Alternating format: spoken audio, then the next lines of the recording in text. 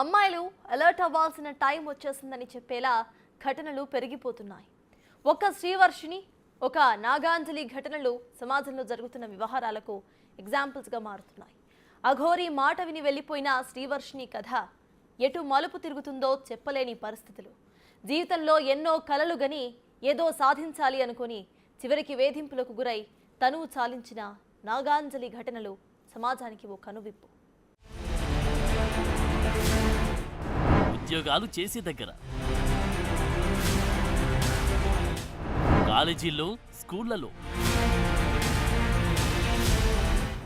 ఇంటి దగ్గర, ఇంటి బయట, బంధువైనా అపరిచితుడైనా ప్రతి అడుగు జాగ్రత్తగా వేయాల్సిందే. జాలిపడ్డా నమ్మినా మిగిలేది నయవంచనే. అమ్మాయిలు బీ అలర్ట్. ఈమె పేరు శ్రీవర్షిని, ఊరు మంగళగిరి. బీటెక్ చదువుతుంది. కారణాలు సవాలక్ష. ఏమైతేనేం ఇదిగో ఇలా లేడీ అఘోరితో వెళ్లిపోయింది. మేజర్ అంటుంది, తన జీవితం తన ఇష్టమంటుంది. చక్కగా చదువుకుంటున్న అమ్మాయి ఇలా అఘోరితో వెళ్లిపోవడం ఏంటి అని చాలా మంది అనుకున్నారు. అయ్యో ఇదేం కష్టమని చాలా మంది బాధపడ్డారు. తీరా పోలీసులు దర్యాప్తు చేస్తే గుజరాత్ లో అఘోరితో ఉన్నట్లు తేలింది. అక్కడ నుంచి మళ్లీ సొంతూరికి ప్రయాణం. పైకి చూస్తే ఇది చిన్న కథే, కానీ కుటుంబ సామాజిక పరిస్థితులు ఈ కథను మార్చేశాయి. వర్షిని పేరెంట్స్ నమ్మకాలే ఈ పరిస్థితి ఇలా రావడానికి దారితీశాయి. చక్కగా కాలేజ్కి వెళ్లి చదువుకుంటున్న అమ్మాయి మైండ్ డిస్టర్బ్ అయింది. ఇదిగో ఇలా అఘోరి వెంట వెళ్లడంతో జరిగిన అలజడి అంత ఇంత కాదు. నిజానికి అఘోరి కూడా అమ్మాయిని తీసుకెళ్లాల్సిన అవసరం లేదు. అయినా సరే వెంట పెట్టుకుని వెళ్లడం ఈ మొత్తం ఎపిసోడ్ లో కీలకంగా మారింది. ఈ వ్యవహారంలో రకరకాల కోణాలున్న మ్యాటర్ తేల్చాలి. వర్షిని బంగారు భవిష్యత్తుకు ఇబ్బంది లేకుండా జాగ్రత్తలు చెప్పాలి. వాడు అటు ఇటు కాని మనిషి. ఆయన టోల్గేట్ దగ్గరకు వచ్చి పోలీసులను కొడుతూ అలసలు చేసే టైంలో పాప చూడటానికి అని వెళ్ళిందండి. వెళ్ళిన టైంలో ఆమెకి గుడ్లు తీసేస్తే గుడ్లు వేసి అట్లా ఉండకూడదు.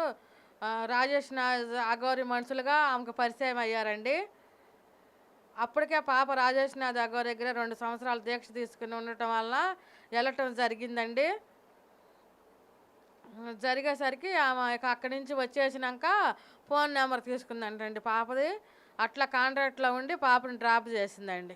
ఆ టైంలో కారు చెడిపోయిందని ఏడ్చి మమ్మల్ని రిక్వెస్ట్ చేసిందండి. మా పిల్లల్ని, మా అబ్బాయిలని ఇద్దరిని రిక్వెస్ట్ చేస్తే అప్పుడు పాప కాడ ఉండి అమ్మ ఏడుస్తుంది కదా, ఎవరైనా బాధ ఒకటే కదా, ఒక్క నైట్ కొంచెమని బతిలాడిందండి పాప. బతిలాడేసరికి మేము తీసుకొచ్చామండి.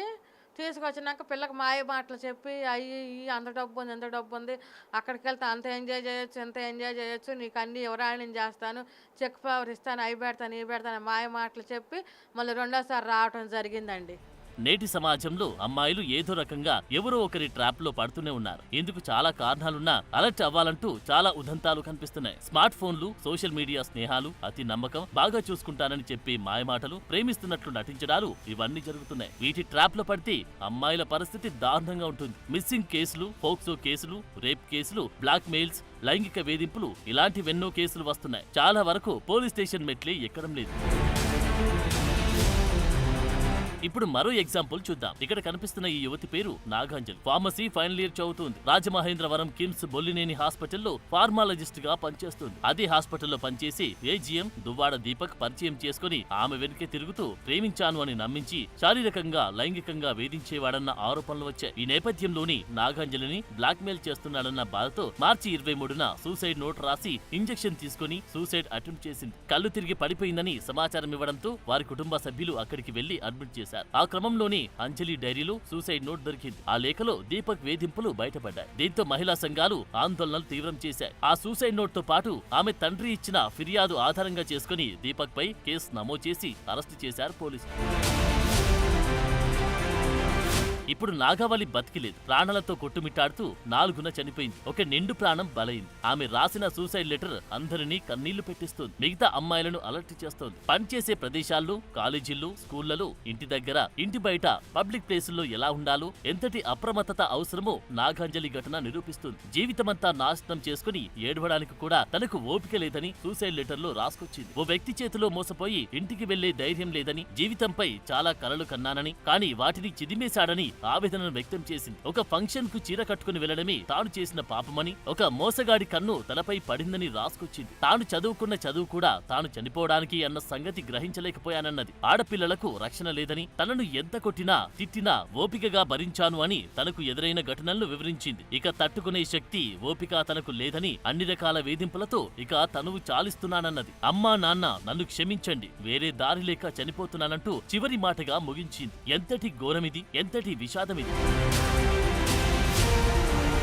వేధింపులు ఎదురైతే ధీటుగా ఎదుర్కొనే శక్తి ఉంటే ఇప్పుడు ఆ అమ్మాయి బతికి ఉండేది. తనకు జరిగిన మోసంపై పోరాడి ఉండేది. కానీ ఆ శక్తి అందుకోలేకపోయింది. వేదనతో కుమిలిపోయింది. జీవితాన్ని ముగించింది. ఫార్మసిస్ట్ కావడంతో బ్రెయిన్ డెడ్ అయ్యేలా స్వయంగా ఇంజెక్షన్ తీసుకుంది. ఆ ఘటన ఏపీలో రాజకీయంగానూ దుమారం సృష్టించింది. విద్యార్థినులు, యువతుల రక్షణకు ప్రభుత్వం చర్యలు తీసుకుంటుందని పవన్ కళ్యాణ్ చెప్పారు. విద్యార్థిని కుటుంబానికి ప్రభుత్వం అండగా ఉంటుందన్నారు. ఆమె ఆత్మహత్యకు కారకుడిపై చట్ట ప్రకారం చర్యలుంటాయని చెప్పారు. కానీ నిండు ప్రాణమైతే బలైపోయింది. ఈ సమస్య ఒక నాగాంజలిదే కాదు, సమాజంలో చాలా మంది అమ్మాయిలది ఇదే కథ, ఇదే వ్యధ.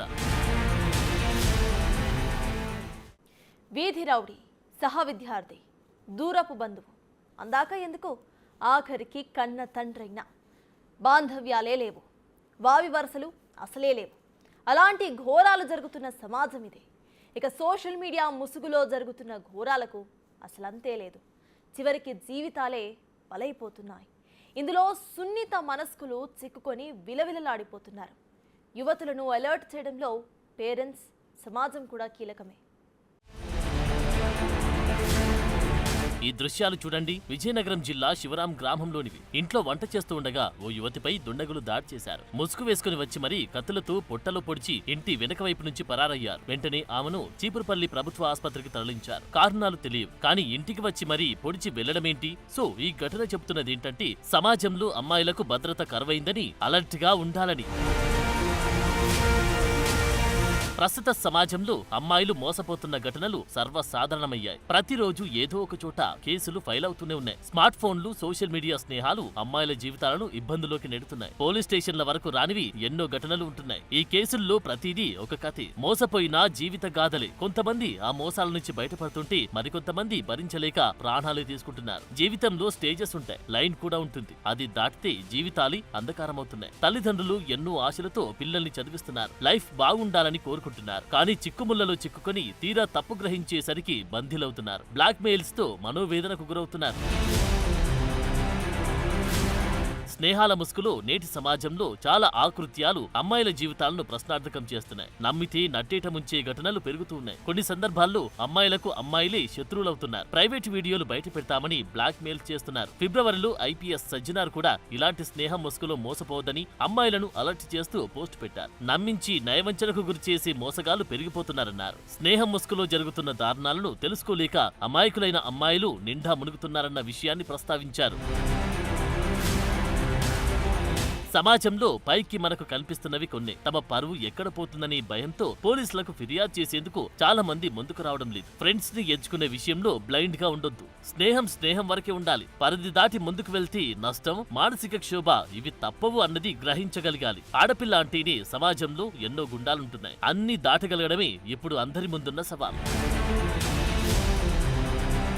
ఇక సోషల్ మీడియా పరిచయాలను నమ్మకపోవడమే మంచిది. చాటింగ్లతో మొదలైన స్నేహాలు బ్లాక్ మెయిల్ చేయడం దాకా వెళ్తున్నాయి. చివరికి స్నాప్చాట్ వంటి యాప్స్ తో లొకేషన్ తెలుసుకుని మరీ అఘాయిత్యాలు చేస్తున్న కేసులు ఇటీవలి కాలంలో చాలా వెలుగు చూశాయి. ఫేస్బుక్, ఇన్స్టా పరిచయాలు యువతుల మెడకు చుట్టుకుంటున్నాయి. తెలిసి తెలియక సోషల్ మీడియాలో పోస్టులు పెట్టడం, వాటిని కొందరు మార్ఫింగ్ చేయడం, బ్లాక్ మెయిల్ చేయడం, నమ్మకంగా ఉంటూనే నట్టేట ముంచే వ్యక్తులు ఈ సమాజంలోని మన మధ్య తిరుగుతున్నారు. వీటన్నిటి నుంచి పిల్లలకు రక్షణ కావాలి. మరి ఆ రక్షణ ఎలా సాధ్యం? ఎవరు ఎలాంటి జాగ్రత్తలు తీసుకోవాలి? పిల్లలను ఎలా కాపాడుకోవాలి? ఆడపిల్లలపై అఘాయిత్యాలు జరిగాయంటే అది చాలా వరకు తెలిసిన వారి పని. ఎన్సీఆర్బీ డేటా చూస్తే ఈ లెక్కలు అర్థమవుతాయి. దగ్గరి బంధువు, దూర బంధువు అన్న తేడా లేదు. తెలిసిన వాళ్ళే పిల్లలను, యువతుల జీవితాలతో చెలగాటమాడుతున్నారు. పక్కింటి అంకులైనా, ఎదురింటి కుర్రాడైనా, ఆఫీసుల్లో సహా ఉద్యోగి అయినా ఎవరిని నమ్మే పరిస్థితి లేదు. ఎవరిని నమ్మి ఇల్లు దాటి బయటకు పంపే పరిస్థితి అస్సలే కనిపించడం లేదు. సమాజంలో ఎవరు ఎలా ఉంటారో తెలియకపోవడం, తెలిసిన వారే కదా అని నమ్మడం, ఇలాంటి వాటితో ఘోరాలు జరిగిపోతున్నాయి. వీటిపై అవగాహన పెంచాలి. జాలిపడ్డా, నమ్మినా జీవితాలే నాశనమవుతాయి. గద్దల్లా తన్నుకుపోవడానికి చాలా మంది రెడీగా ఉంటున్న రోజులివి. 96.8% అత్యాచార కేసుల్లో నిందితుడు బాధితురాలికి తెలిసిన వ్యక్తే ఉంటున్నాడు. అంటే సమాజంలో పరిస్థితులు ఎలా ఉన్నాయో అర్థం చేసుకోవచ్చు. ఎవరిని నమ్మడానికి లేదు. అందుకే ఆడపిల్లల తల్లిదండ్రులే వారికి మెంటర్ గా ఉంటూ సమాజంపై అవగాహన కల్పించాలి. ఈ అఘాయిత్యాల బారి నుంచి తప్పించుకోవాలంటే తల్లిదండ్రులు వారిని అందుకు ముందు నుంచే సిద్ధం చేయాలి. వాటిని సమర్థంగా ఎదుర్కొనేలా పిల్లల్ని తయారు చేయాలంటున్నారు. పార్కులు, ఫ్రెండ్స్ తో బయటకు వెళ్లే అలవాటును చిన్నప్పటి నుంచే దూరం చేయడం, ఇతరులను గుడ్డిగా నమ్మడం ద్వారా ఏర్పడే నష్టాలను అప్పుడప్పుడు చెప్పేలా పేరెంట్స్ చొరవ తీసుకోవాల్సిన పరిస్థితి. ఒంటరిగా ఉన్నప్పుడు పరిచయం లేని వ్యక్తులతో మాట్లాడకూడదని ముందుగానే చెప్పడం ముఖ్యం. ఫేస్బుక్, ఇన్స్టా, స్నాప్చాట్ వంటి సోషల్ మీడియా ప్లాట్ఫామ్లలో వ్యక్తిగత ఫోటోలు, ఫోన్ నెంబర్లు, లొకేషన్ షేర్ చేయడం వంటివి వద్దని ఎప్పటికప్పుడు చెప్తూ ఉండాలి. సోషల్ మీడియా సైట్లలో అపరిచితులను ఫ్రెండ్షిప్ చేసుకోవడం, వారికి రిప్లై ఇవ్వడం అసలే వద్దంటున్నారు.